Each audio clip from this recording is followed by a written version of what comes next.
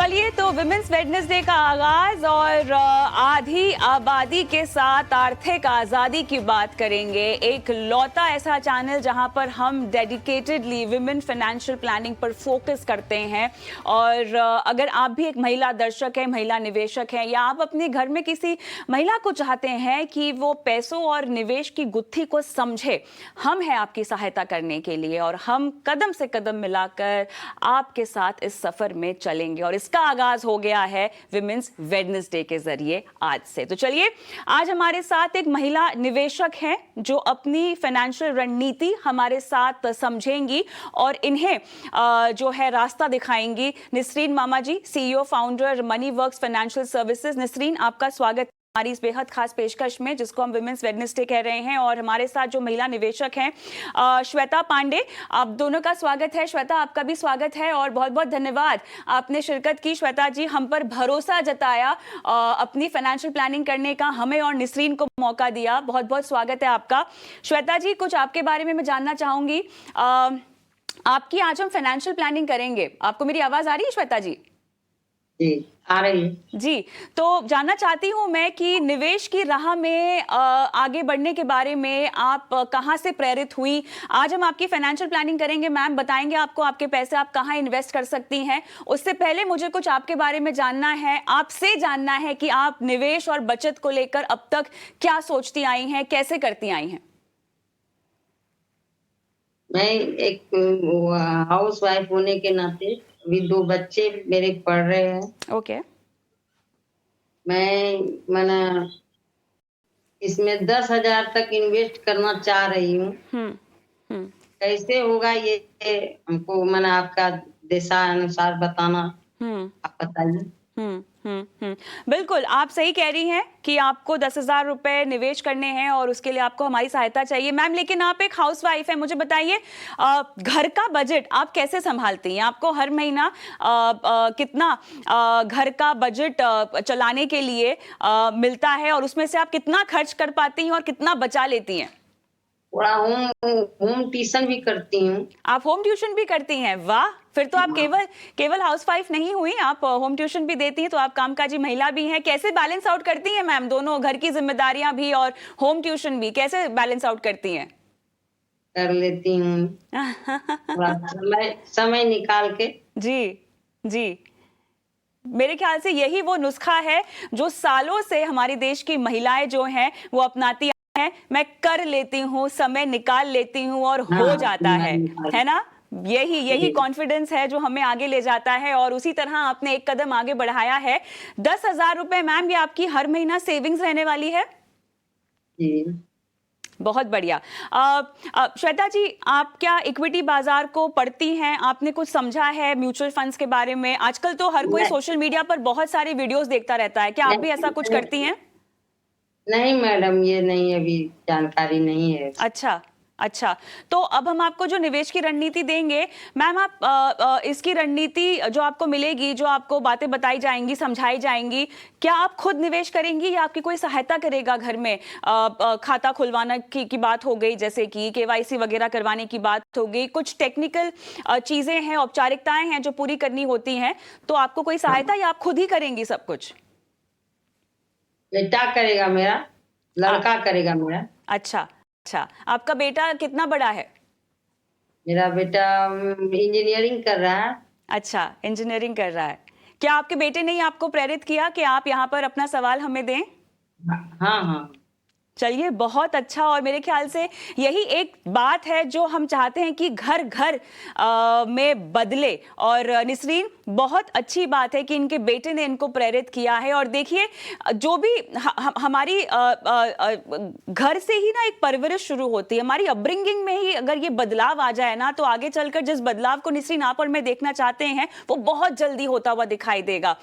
इनके बेटे ने इनको प्रेरित किया है, यहाँ से ये स्ट्रैटेजी हमसे समझेंगी, इनका बेटा इनकी मदद करेगा। अगली बार श्वेता जी जब आप मेरे शो पर आए तो मैं चाहती हूं कि आप मुझे ये बोलें कि कविता, मेरा बेटा नहीं, मैं खुद अब आगे बढ़ूंगी। आप जो मुझे बात बता रही हैं मुझे सब समझ में आ गया है और अब मैं खुद अपने निवेश की बागडोर अपने हाथ में रखना चाहूंगी। चलिए, इस बीच एक यहाँ पर कुछ डिटेल्स हैं जो हम आपको बताना चाहते हैं दर्शकों को। निसिन, मैं आपके पास आऊंगी और हम यहाँ पर इनकी फाइनेंशियल प्लानिंग भी करेंगे, लेकिन चलिए यहाँ पर कुछ डेटा है जहाँ पर हम चाहते हैं कि लोगों को समझ में आए कि महिलाओं को निवेश आखिर कहाँ कहाँ पसंद आता हुआ दिखाई दे रहा है। देखिए, महिला निवेशक की तादाद 323% जो है 2019 के मुकाबले 2022 का आंकड़ा अगर हम देखें तो यहाँ पर 323.4% बढ़ता हुआ आंकड़ा हमें देखा गया है। और ये क्लियरली कोविड के दौरान एक सोशल मीडिया में हमने जो सर्च देखा है और उसी की बदौलत जो है हमें ये निवेश का आंकड़ा, और ये जो उम्र है वो 18 से 24 साल की महिलाओं की हम बात कर रहे हैं,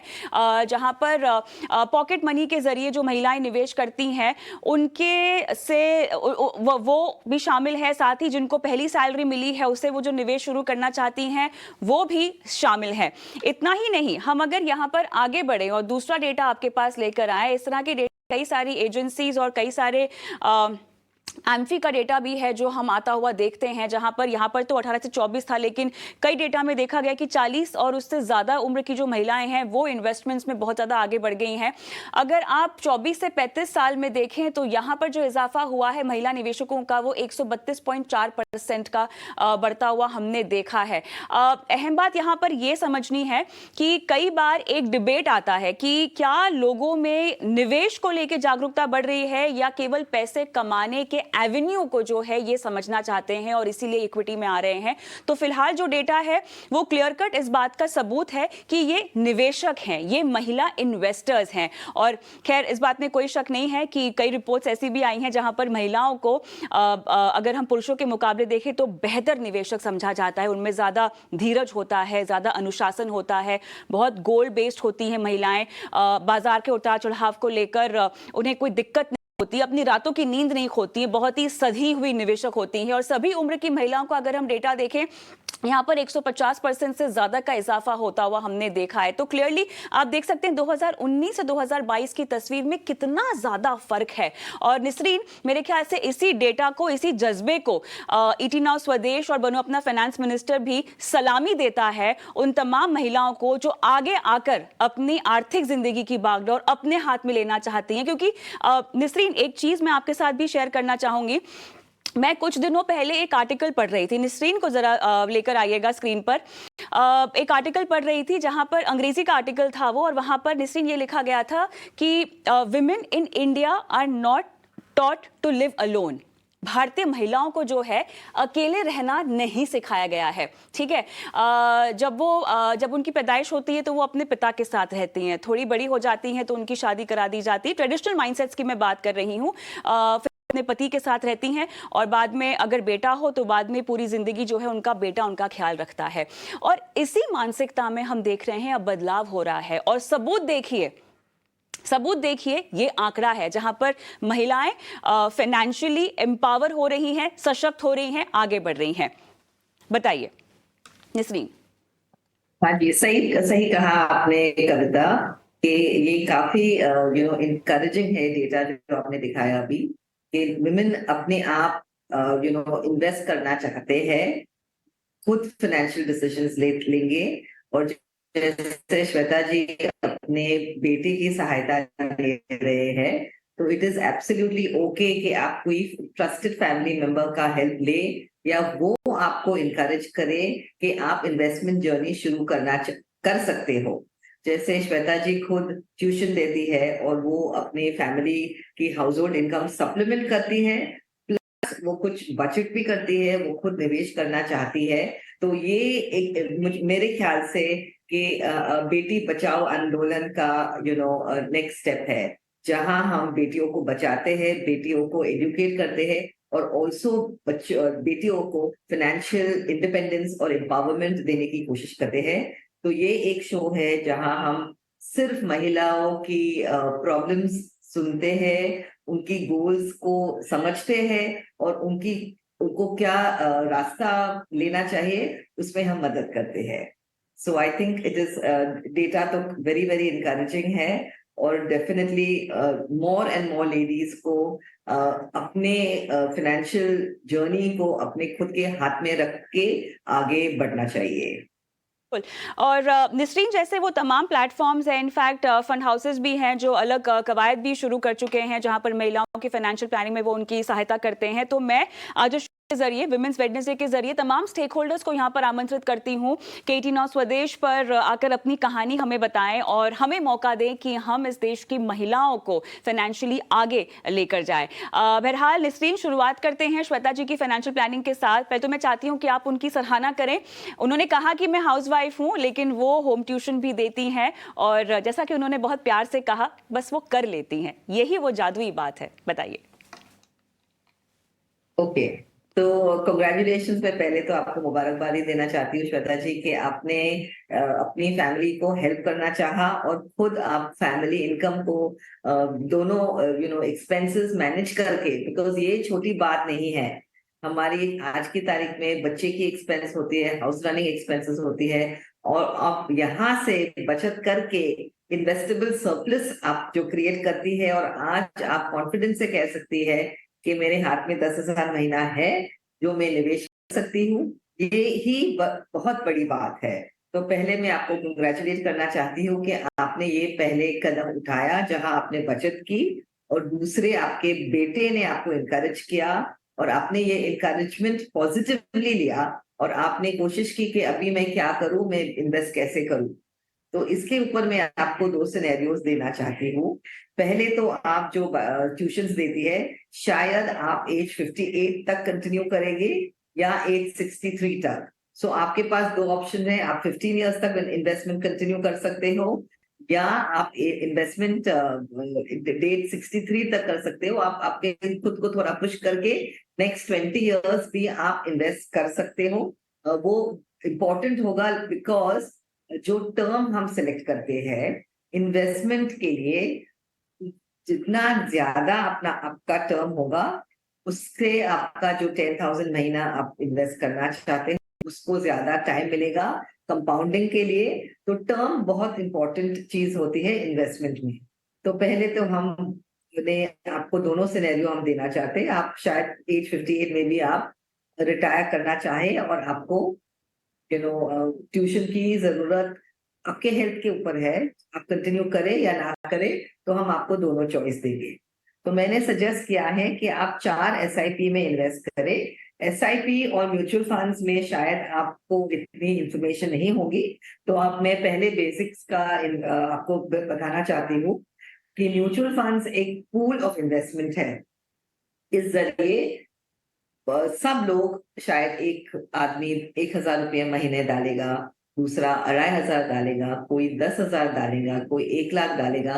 सबके पैसे हम पूल करते हैं और फिर एक ट्रस्टी होता है जो ये पैसे को अपने सेल्स टीम, अपने fund managers and research team, अपने डिस्ट्रीब्यूशन नेटवर्क के साथ मैनेज करता है।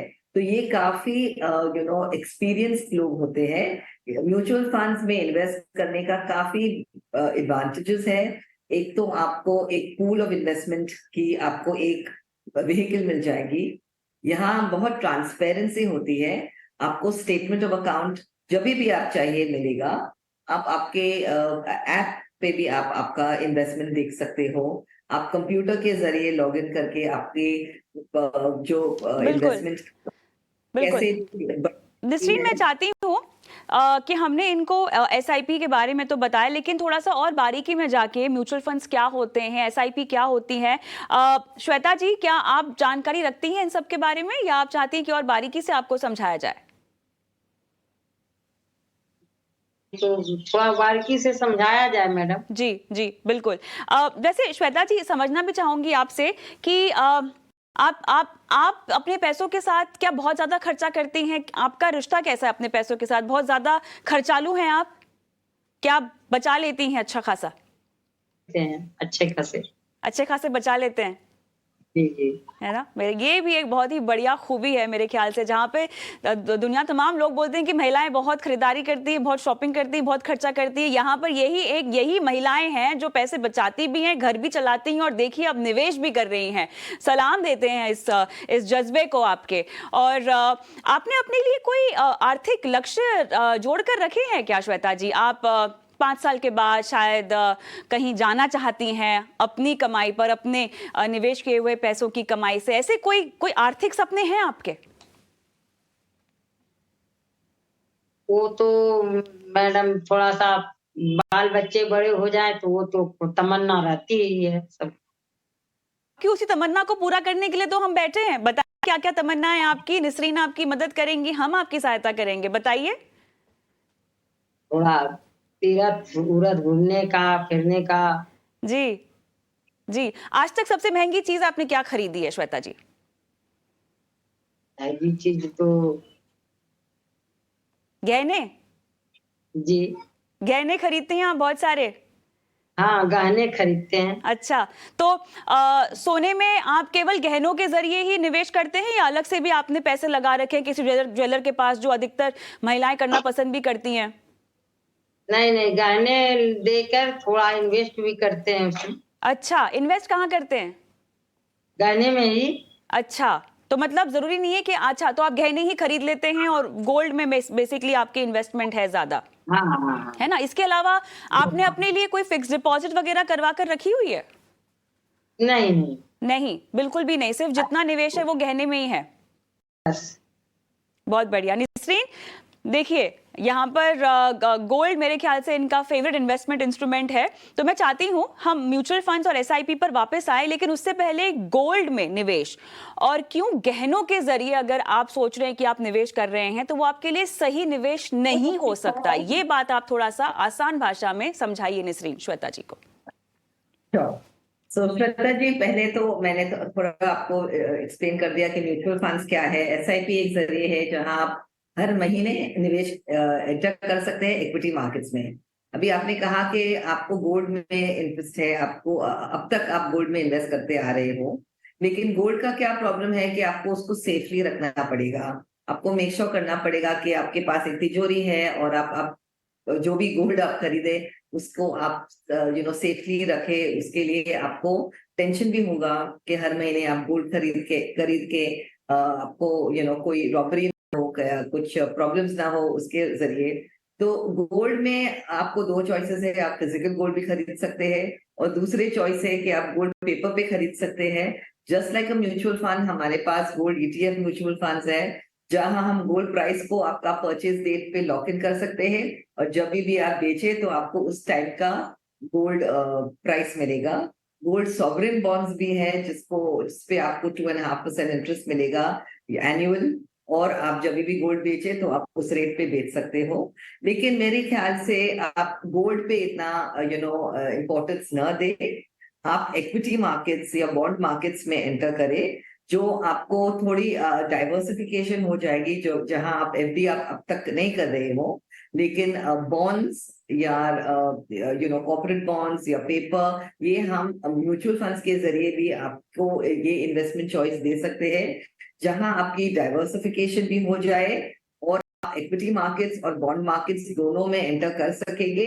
और जब भी आपका कोई गोल आपको मिल जाए, जैसे आपने कहा आपको ट्रैवल करना है, तो आप जब भी चाहे एटलीस्ट मिनिमम 3 इयर्स या 5 इयर्स आप इन्वेस्ट जरूर रखें। लेकिन उसके बाद आपकी कोई जरूरत हो तो आप ये जरूरत को डेफिनेटली गोल को मीट कर सकते हैं और आप आपकी इन्वेस्टमेंट्स को रिडीम करके आप ये पैसे यूज कर सकते हैं। मैंने आपको 4 इन्वेस्टमेंट चॉइसेस दी है 2,500 ईच के लिए। एक तो मैंने आपको Nippon multi cap mutual fund दिया है जो जिसकी last 2 year 3 year 5 year record काफी अच्छी है और हम ऐसे ही उम्मीद करेंगे कि ये फंड आगे जाके भी आपको अच्छी इन्वेस्टमेंट रिटर्न्स दे। ये आपको लॉन्ग टर्म के लिए मैंने सजेस्ट की है। जो आपने कहा है आपको रिटायर बेसिकली होना है, आपको पैसे 10-15 साल के चाहिए, तो मैंने 2 ऑप्शन दिए हैं। एक तो 15 साल के लिए आप इन्वेस्ट करें या आप 20 साल के लिए इन्वेस्ट करें। उसके पहले आपको कोई शौक हो, जैसे आपको ट्रैवल करना हो या आपको कुछ इंपॉर्टेंट ज्वेलरी लेनी हो, तभी आप रिडीम करके आप ये गोल्ड यूज कर सकते हैं। तो निप्पॉन मल्टी कैप फंड है, ICICI through India opportunity fund है जहां मैंने सजेस्ट किया है कि आप 2,500-2,500 रुपया आप इन्वेस्ट करो। HDFC large and mid cap and state bank of India SBI mutual fund का मैंने बैलेंस एडवांटेज फंड सजेस्ट किया है, जो इक्विटी में भी इन्वेस्ट करेगा, आर्बिट्राज में भी इन्वेस्ट करेगा और थोड़े बॉन्ड्स भी होंगे। तो ये शॉर्टर टर्म सपोज आपकी कोई रिक्वायरमेंट है, वो आप इस last mutual fund SBI mutual fund से आप विड्रॉ करके आपकी शॉर्टर टर्म गोल्स भी मीट कर सकते हैं। गॉड फॉरबिड आपके घर में कुछ इमरजेंसी हो तो भी आपको रिडेम्पशन की जरूरत पड़ेगी, और जो अब धीरे धीरे 10,000 रुपये महीने आप इन्वेस्ट कर रहे हैं वो भी आपको रिटायरमेंट के पहले भी काम आ सकता है। सो मैंने आपको 4 चॉइसेस दिए हैं, चारों के टर्म और टेन्योर थोड़े अलग हैं, लेकिन आप ये आपके गोल्स के हिसाब के रिटायरमेंट के हिसाब से 15 इयर्स या 20 इयर्स तक आप प्लीज कंटिन्यू करिए। श्वेता जी, क्या आपके जहन में ये सवाल चल रहा है कि 15 साल 20 साल तो निसरीन बोल रही हैं, लेकिन मेरी कमाई कितनी होगी, है ना? हर महीना हम डालेंगे 10,000 रुपए, लेकिन हम कमाएंगे कितना? क्या आपको भी यही सवाल परेशान कर रहा है? जी चलिए, आपको जो सवाल पूछ रहे हैं ना, आप नोट डाउन कर लीजिए, क्योंकि अभी निसरीन से मैं इस सवाल का जवाब लेती हूँ, फिर आपके पास आऊंगी। निसरीन, देखिए, इनके दिमाग में यही सवाल है कि भैया कमाई कितनी होगी मेरी। वैसे ये सवाल अगर आप एक म्यूचुअल फंड निवेशक हैं तो पूछना गलत होगा, क्योंकि हम कहते हैं कि बाजार के उतार चढ़ाव पर ये निर्भर करता है, लेकिन अनुमानित रिटर्न लेकर हम जो है इस कैलकुलेशन पर आ सकते हैं, जो कि निसरीन आसान भाषा में समझाएंगी। बताइए। हाँ जी, तो आप 15 साल तक आप सपोज इन्वेस्ट करें और हम एवरेजली अबाउट 13 या 14% तक आपका ग्रोथ बताए कि आपके 10,000 महीने 15 साल तक आप इन्वेस्ट करें, तो आपकी फ्यूचर वैल्यू जो कॉर्पस आप क्रिएट करेगी, जो किटी आपके पास होगी, वो अप्रोक्सीमेटली 67,80,000 होगी। ओके, यहाँ मैंने आप कैलकुलेट किया है कि आपकी इन्वेस्टमेंट पीरियड की जो आप रिटर्न्स आपको मिले 15% सालाना होगी। एवरी ईयर आपको 15% कंपाउंड होगा, तो आप एज 58 में आपकी कॉर्पस होगी 67,80,000। यही इन्वेस्टमेंट आप 20 साल तक कंटिन्यू करें तो आपकी कॉर्पस होगी 1.5 करोड़। ओके, तो ये फिगर्स आपको सुन के काफी अच्छा लगेगा, लेकिन ये मैजिक ऑफ कंपाउंडिंग है, और मैंने ये 15% लिया है। हर साल आपको मिले तो ये एक्सपेक्टेड फ्यूचर वैल्यू है। पॉसिबल है कि ये एग्जैक्ट रिटर्न्स ना मिले, तो आपको एटलीस्ट आप 20 साल तक इन्वेस्ट करें तो आपको 85 lakhs या 1 करोड़ तक चांस है, इफ हमारी इक्विटी मार्केट्स हमें सपोर्ट करे और आप भी आपकी इन्वेस्टमेंट जर्नी कंटिन्यू करें और ब्रेक ना दे। तो ये दोनों तरफ की पार्टनरशिप होती है, आपकी डिसिप्लिन होती है कि आप सिस्टमैटिकली इन्वेस्ट करें, और मार्केट्स की भी ऑब्वियसली आपको अच्छी रिटर्न दे। तो ये पार्टनरशिप बढ़िया चले, उसकी हम उम्मीद रखेंगे। सपोज आप रिटायर होंगे 58 की उम्र के पे, और आपने डिसाइड किया कि अभी मुझे काम नहीं करना है, तो तभी आप विड्रॉ कर सकते हैं आपके कॉर्पस में से 60,000 रुपीज पर मंथ।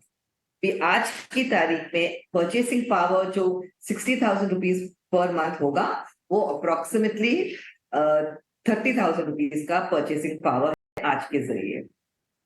एंड आप सपोज 20 साल तक आप कंटिन्यू करें तो आप 1,40,000 पर मंथ आप विड्रॉ कर सकते हैं, और इसकी परचेसिंग पावर है अबाउट 53,000 रुपीज। सो ये मैं आपको समझाना चाहती हूँ कि परचेसिंग पावर आज की वैल्यू क्या होगा।